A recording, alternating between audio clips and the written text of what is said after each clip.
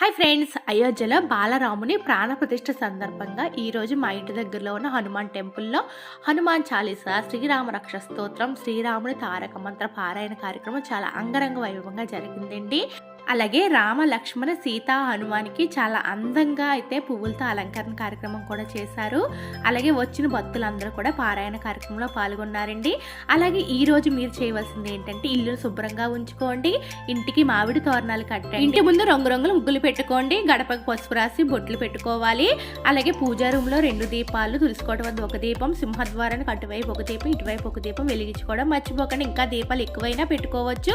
అలా పూజ అంతా పూర్తయిన తర్వాత మనకి ఇచ్చిన అక్షంతలు కూడా దేవుడి మందిరంలో స్వామివారి దగ్గర ఉంచి తర్వాత అక్షంతల్ని ఇంట్లో ఉన్న వాళ్ళందరూ కూడా వేసుకోవాలి. అక్షంతలు ఉన్నాయి కదా అని ఎక్కువ వేసేసుకోకండి, కింద పడినవి మనం తొక్కకూడదు. కొన్ని అక్షంతలు వేసుకుని కొన్ని అక్షంతలు దాచిపెట్టుకోండి. ఎప్పుడైనా మంచి కార్యక్రమాలు బయటకు వెళ్ళినప్పుడు, పిల్లలు ఎగ్జామ్స్ వెళ్ళినప్పుడు వేసుకుని వెళ్తే మనకి జయం కలుగుతుంది.